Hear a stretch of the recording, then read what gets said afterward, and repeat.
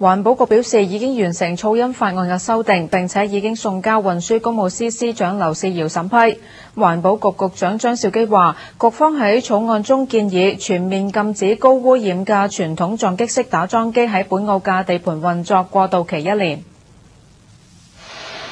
環保局表示，喺呢段過渡期入面，噪音敏感受體，即係醫院、學校、住宅同埋生態保護區等嘅200公尺範圍入面，亦都係禁止使用高污染嘅傳統撞擊式打樁機。